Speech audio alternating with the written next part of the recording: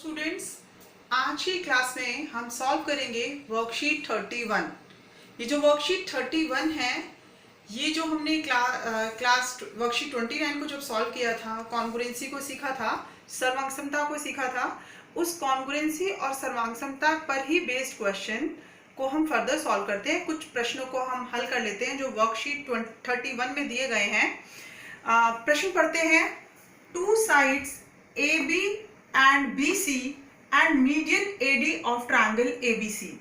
बेटा यहाँ पर दो ट्रायंगल दिए गए हैं। पहले ट्रायंगल ABC के बारे में बताया गया है, उसके बाद ट्रायंगल PQR के बारे में बताया गया है।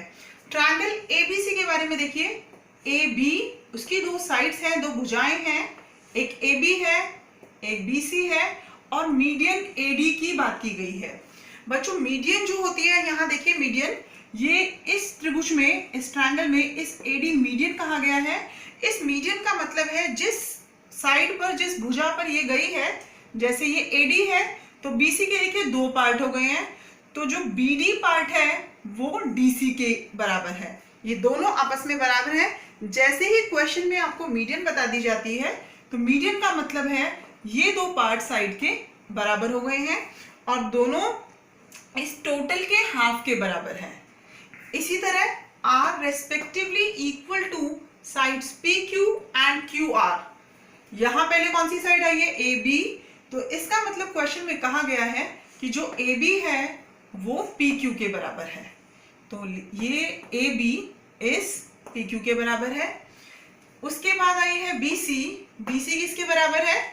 QR के। तो देखिए ये जो पूरी BC है, ये साइड BC है, वो किसके बराबर है? QR के बराबर है। ठीक है। एंड मीडियन PN, ये जो मीडियन PN है इसको भी देख लेते हैं दूसरे ट्रायंगल में।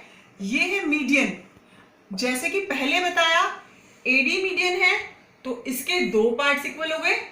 ऐसे ही अगर PN ये मीडियन है, मीडियन का मतलब है माध्यिका, PN माध्यिका दी हुई है, तो QN जो QN कंपोनेंट है वो किसके बराबर हो गया? NR के।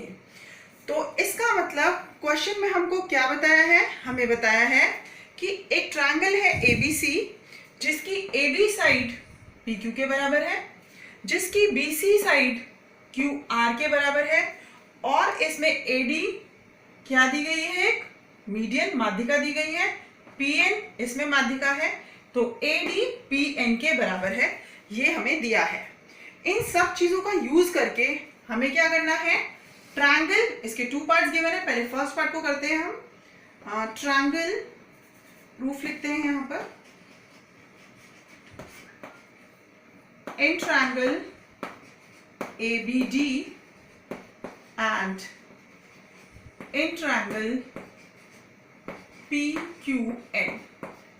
बेटा जैसे क्वेश्चन में यहां है, हमें इसको कॉन्ग्रुएंट प्रूफ करना है, सर्वांगसम करना है, तो आपको उसी तरह तीन कंपोनेंट चाहिए, चाहे वो साइड्स हो, एंगल्स हो, मतलब भुजाएं हो या कोण हो। देखते हैं इस क्वेश्चन में हमें क्या क्या पता है। ABD को पहले थोड़ा सा डार्क कर लेते हैं ताकि आपको समझने में आसानी हो जाएगी। ये हमारा ट्रायंगल है ABD और दूसरा ट्रायंगल है हमारा PQN। त्रिभुज ABD, त्रिभुज PQN कह सकते हैं। तो देखिए इसकी जो AB है, इसमें जो AB है, AB जैसा कि क्वेश्चन में बताया गया है, AB किसके बराबर है? PQ के। इसमें हम लिख देते हैं गिवन। उसके बाद क्वेश्चन में ये भी बताया है कि माध्यिका ये मीडियन बराबर है, तो जो AD है, AD is equals to PN, क्योंकि क्वेश्चन में कहा गया है कि पहले ट्रायंगल की मीडियन दूसरे ट्रायंगल की मीडियन AD PN के इक्वल है। ये भी हमें गिवन है। देखिए दो चीजें तो हो गई। अब जो तीसरी चीज हमें गिवन है क्वेश्चन में बात तीन चीजों की गई थी, दो साइड्स AB BC और PQ एंड QR। हमने AB को यूज कर लिया PQ के साथ, हमने AD को यूज कर लिया PN के साथ। लेकिन अब देखिए जो BC है, BC हमारी यहाँ पे कंप्लीट है, QR हमारी यहाँ पे कंप्लीट पूरी भुजा है। लेकिन जो ट्रायंगल आपको करना है सर्वांगसम कॉन्ग्रुएंट करना है, उस ट्रायंगल का वो कंप्लीट कंपोनेंट नहीं है। पर हम लिखते हैं पहले BC is equals to QR। अब ये तो हमें क्वेश्चन में दिया हुआ है, बताया हुआ है कि BC QR के बराबर है, लेकिन जिन ट्रायंगल्स को हम कॉन्ग्रुएंट प्रूफ कर रहे हैं BC उसका पार्ट नहीं है। हम दोनों साइड हाफ कर लेते हैं। अगर किसी चीज का कंप्लीट इक्वल है तो हाफ भी इक्वल होगा। हाफ ऑफ BC का आधा बराबर है हाफ ऑफ QR। क्योंकि कोई चीज पूरी इक्वल है तो बच्चों उसकी हाफ भी उसके इक्वल होगी। अब BC का हाफ देखिए डायग्राम में, अभी आपको बताया ये मीडियन है, तो BC का हाफ हम BD लिख सकते हैं, BD। ऐसे ही QR का हाफ क्या हो जाएगा, QN। और आप यहाँ रीजन भी मेंशन करेंगे कि ये हमें कैसे पता चला। यहाँ लिखेंगे AD is median and AD एक माध्यिका है, और PN इज मीडियन, PN भी एक माध्यिका है, इसीलिए हमने उसका हाफ यूज कर लिया है। अब देखिए जो ट्रायंगल हमने लिए हैं, AB एक पार्ट हो गया, AD PN सेकेंड कंपोनेंट हो गया, AB PQ, AD के साथ PN, यहां से BD एंड QN ये थर्ड कंपोनेंट हुआ। ये भी साइड है, ये भी साइड है, ये भी साइड है। इन थ्री साइड्स का यूज करके ट्रायंगल ABD कॉन्ग्रुएंट टू सर्वांगसम हो गया ट्रायंगल PQNK, और तीनों साइड्स हैं तो by SSS rule of congruency. भुजा से हमारे ट्रायंगल ABD और PQN कॉन्ग्रुएंट हो गए, सर्वांगसम हो गए। अब हम दूसरे ट्रायंगल को कॉन्ग्रुएंट प्रूफ करते हैं, triangle ABC and triangle PQR। तो हम इन्हीं की बात करते हैं, and triangle ABC and in triangle PQR। ये दोनों ट्रायंगल्स देखते हैं और देखते हैं इसमें क्या क्या चीजें इक्वल हैं। वही AB is equals to PQ, जैसा कि पहले ही क्वेश्चन में बताया हुआ है कि AB और PQ बराबर है। बच्चों अब देखो, अब यहाँ पर बात हो रही है ट्रायंगल ABC की। ABC बेटा इस पार्ट में AD का कोई यूज नहीं है तो आप AD नहीं लिखेंगे। PQR ट्रायंगल में PN नहीं आ रहा तो हम उस पार्ट को नहीं लिख सकते। ABC में BC आ रहा है तो आप BC को लिखेंगे, BC is equals to QR। और जो फर्स्ट पार्ट हमने किया वहां पर ट्रायंगल ABD था, ट्रायंगल हाफ था, लेकिन यहाँ ट्रायंगल कंप्लीट है इसलिए हमें BC का हाफ करने की जरूरत नहीं है।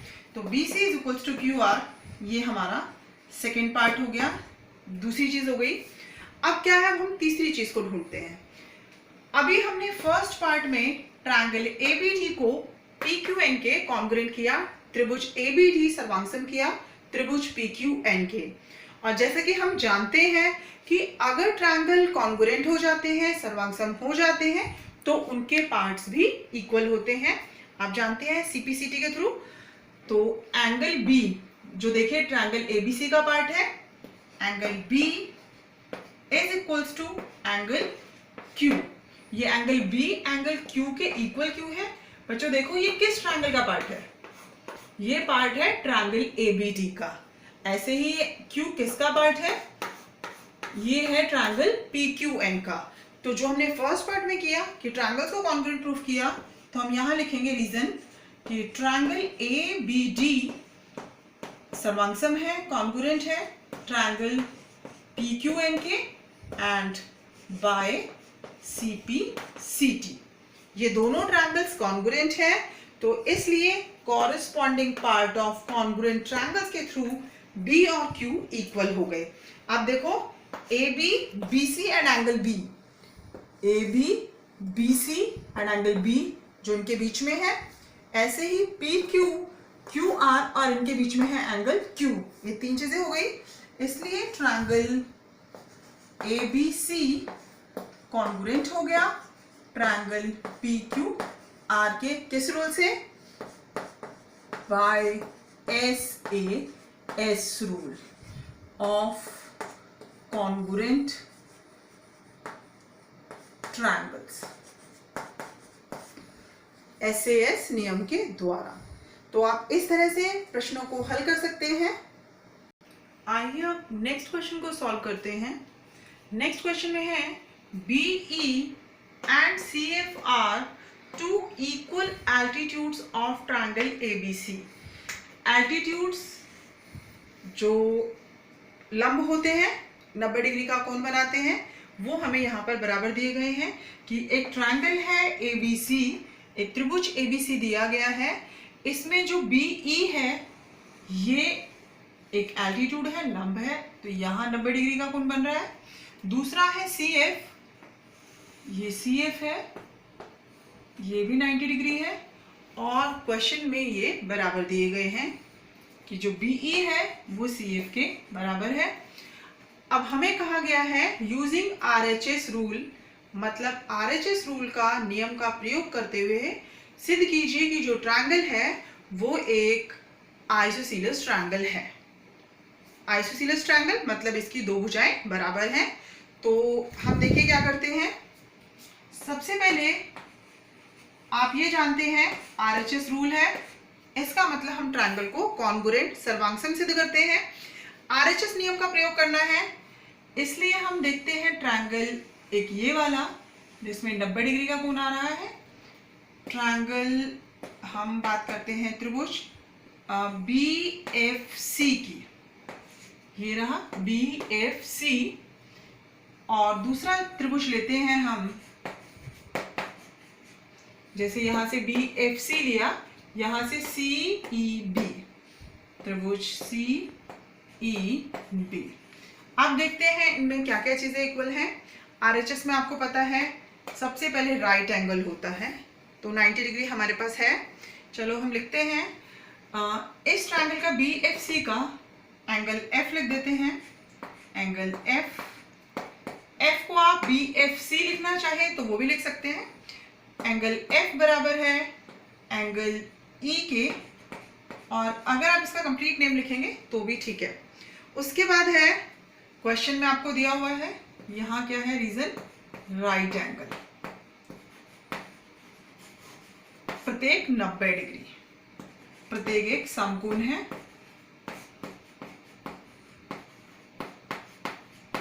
उसके बाद BE, आप देख रहे हैं BE किसके बराबर दिया था, प्रश्न में बताया है BE and CF are two equal, तो BE बराबर है CF के। ये हमें प्रश्न में क्वेश्चन में दिया गया है, गिवन को आप हिंदी में दिया गया है लिखते हैं। उसके बाद है BC, आप देखिए BFC में भी BC आ रही है और BEC में भी, तो BC बराबर है BC कॉमन उभयनिष्ठ, उभयनिष्ठ। तीन कंपोनेंट्स हमारे पास हो गए इस ट्रायंगल में। ये 90 के सामने होता है हाइपोटेन्यूज, जिसको हम कर्ण कहते हैं। तीनों चीजें हैं, इसलिए triangle BFC is congruent to triangle CEB by RHS rule, RHS नियम के द्वारा। अब देखिए प्रश्न सिर्फ इतना नहीं है कि आपको इनको कॉन्ग्रुएंट करना है, हमें क्या करना है, इसको आइसोसीलस, आइसोसीलस का मतलब है समद्विबाहु, दो भुजाओं को बराबर करना है। अब हमारे ट्रायंगल्स कॉन्ग्रुएंट हो चुके हैं। अब देखिए इसके कॉरस्पॉन्डिंग पार्ट देख लेते हैं, संगत भाग देखते हैं। अगर इसका B देखें तो इसका संगत भाग जैसे इसमें B है वैसे इसमें C है बाय CPCT। अब प्रश्न ये भी नहीं है कि आपको एंगल्स को बराबर करना है, प्रश्न है आपको साइड्स को बराबर करने का। तो आप जैसा कि हमने एक थ्योरम पढ़ी थी कि अगर साइड्स इक्वल हैं तो उसके ऑपोजिट एंगल्स इक्वल होते हैं। ऐसे आप देखिए B के सामने, इस एंगल B के सामने उसके ऑपोजिट कौन सी साइड है, AC, तो यहाँ हम लिखते हैं AC। ऐसे ही एंगल C देखिए, एंगल C के ऑपोजिट कौन सी साइड है, AB। हमने क्या देखा, एंगल्स हमारे पास इक्वल आ गए हैं तो हमने उसके साइड्स को इक्वल लिख दिया। तो यहां लिखेंगे sides opposite to equal angles are equal। मतलब बराबर कोणों के सामने बराबर भुजाएं होती हैं। कोण बराबर है इसलिए हमने भुजाओं को बराबर लिख दिया है। आप देखिए इस स्टेप से ट्रायंगल ABC में AB किसके बराबर हो गई है? AC के। इसका मतलब ये दोनों साइड्स, दोनों भुजाएं बराबर हैं। अतः therefore triangle ABC is isosceles यानी कि समद्विबाहु त्रिभुज, आइसोसेलेस ट्रायंगल। हिंदी में आप लिखेंगे त्रिभुज ABC एक समद्विबाहु त्रिभुज है। अब हम नेक्स्ट क्वेश्चन सॉल्व करते हैं जो प्रैक्टिस क्वेश्चंस में दिया गया है। AD is altitude of an isosceles triangle ABC। Altitude का मतलब है ऊंचाई। ये ऊंचाई का नाम क्या है? AD। एक ट्रायंगल है, एक ट्रायंगल बना लेते हैं, ट्रायंगल ABC, और इस ट्रायंगल में एल्टीट्यूड जो है वो AD है। ये AD एक एल्टीट्यूड ऊंचाई है। और जैसे कि हम जानते हैं एल्टीट्यूड में क्या होता है, ये परपेंडिकुलर होता है, लंब होता है। तो यहाँ जो एंगल बनेगा, कोण बनेगा, वो 90 डिग्री का बनेगा।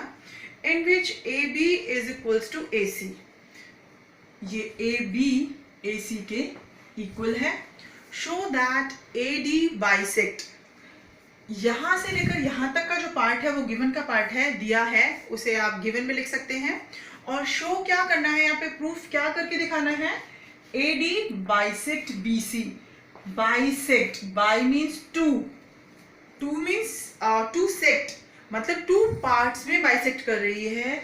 इसका मतलब है AD जो I है, ये AD, इस BC के दो पार्ट्स हो गए हैं, एक BD और एक यहां से CD। ये दो पार्ट्स इक्वल है, ये हमें प्रूफ करना है। अगर ये दोनों पार्ट्स इक्वल प्रूफ हो गए तो जो AD है, प्रूफ हो जाएगा कि जो AD है वो BC को बाइसेक्ट कर रही है। AD BC को समद्विभाजित कर रही है। समद्विभाजित मतलब दो भागों में बांट रही है। तो वही है हमारे पास सबसे सिंपल जो मेथड है, वही यही है। ट्रायंगल को सिलेक्ट करो, उनको कॉन्ग्रुएंट करो, उसके बाद उसके पार्ट्स को इक्वल लिख दो। चलो देखते हैं, सामने दिख ही रहा है, दो ट्रायंगल है हमारे पास। प्रूफ हम करते हैं। ट्रायंगल हमने लिए हैं, इन ट्रायंगल ABD, और दूसरा की ट्रायंगल आप देख पा रहे हैं ACD। In triangle ACD AB is equals to AC, सबसे पहले ये दिया गया है, AB is equals to AC। इसको हम लिख देते हैं गिवन। उसके बाद जैसे कि बच्चों यहाँ बताया, ये क्या है? एल्टीट्यूड। अब एल्टीट्यूड के यहाँ एक एंगल इस ट्रायंगल में बन रहा है और एक एंगल इस ट्रायंगल में। जो इधर वाले ट्रायंगल में नाम है वो है ADB। एंगल ADB, कोण ADB किसके बराबर है? ADC के। एंगल ADC के, और ये क्यों बराबर है? ईच 90 डिग्री, प्रत्येक 90 डिग्री है। 90 डिग्री है क्योंकि हमें यहाँ पर इसे दिया हुआ है कि AD जो है वो एल्टीट्यूड है, AD ऊंचाई है। तीसरी चीज देखते हैं। तीसरी आप देख ही पा रहे हैं, ये 90 तो था ही। ये जो AD है, AD बेटा दोनों ट्रायंगल्स का पार्ट है। AD is equals to AD, common उभयनिष्ठ है ये। तो आप देखिए 90 हो गया, ये सामने हाइपोटेन्यूस हो गया और एक साइड हो गया। यहाँ पे ये राइट एंगल है। तो triangle ABD is congruent to, सर्वांगसम है ट्रायंगल ACD के। जैसे ही आप 90 डिग्री देखेंगे, 90 डिग्री देखेंगे तो आपको अपने आप ही 90 के सामने जो कंपोनेंट है AB और इस 90 के सामने क्या है? AC, वो गिवन है। तो वो किसका पार्ट होता है? हाइपोटेन्यूस या कर्ण बोल सकते हैं हम उसको। ये आपको यहाँ लिखने की जरूरत नहीं है, ये सिर्फ आपको समझाने के लिए बताया गया है। कि यहाँ पर RHS रूल कैसे अप्लाई हो रहा है, by RHS rule of congruency, congruency के RHS नियम द्वारा, RHS रूल द्वारा दोनों ट्रायंगल्स कॉन्ग्रुएंट हो गए हैं। जब दोनों ट्रायंगल्स कॉन्ग्रुएंट हो गए हैं, ट्रायंगल ABD एंड ACD, आप ABD का पार्ट देखिए, कॉरस्पॉन्डिंग पार्ट देखते हैं। यहां से ये है BD, यहां से है CD, ये BD इस CD के इक्वल है बाय CPCT। इस CPCT की फुल फॉर्म आपको पहले ही बताई गई है, corresponding part of congruent triangles, सर्वांगसम त्रिभुजों के संगत भाग। एक बार त्रिभुज सर्वांगसम हो गए तो उनके बाकी सभी पार्ट्स भी बराबर हो जाते हैं। और क्वेश्चन में ये प्रूफ नहीं करना था BD is equals to CD, जब BD और CD बराबर है, वो किसने किया है इसको, AD। तो लास्ट लाइन आप ये लिखेंगे, therefore AD bisect BC, AD BC को समद्विभाजित करती है, समद्विभाजित करती है। ये हिंदी वाले बच्चे लिखेंगे और इंग्लिश वाले सिर्फ यही लिखेंगे, AD बाइसेक्ट BC। ट्रायंगल के पार्ट इक्वल हो गए, BD और CD बराबर हो गए, इससे ये प्रूफ हो गया AD बाइसेक्ट BC। बेटा प्रैक्टिस क्वेश्चंस में वर्कशीट 31 में 2 क्वेश्चंस दिए गए हैं। फर्स्ट क्वेश्चन मैंने आपको सॉल्व करा दिया है, सेकंड क्वेश्चन आप अपने आप सॉल्व करेंगे। और सिर्फ सेकंड क्वेश्चन आप नहीं करेंगे, उसके साथ में आप अपनी NCERT से चैप्टर 7 में इस तरह से कॉन्ग्रुएंसी, सर्वांगसमता पर बहुत सारे क्वेश्चंस दिए गए हैं। आप उन क्वेश्चंस को सॉल्व करिए, प्रैक्टिस करिए और देखिए आपको सिर्फ रूल अप्लाई करने हैं, SSS, SAS, ASA and RHS। In 4 rules को यूज करके आप पूरी कॉन्ग्रुएंट ट्रायंगल्स की एक्सरसाइज को सॉल्व कर सकते हैं। आज की क्लास में इतना ही। Thank you.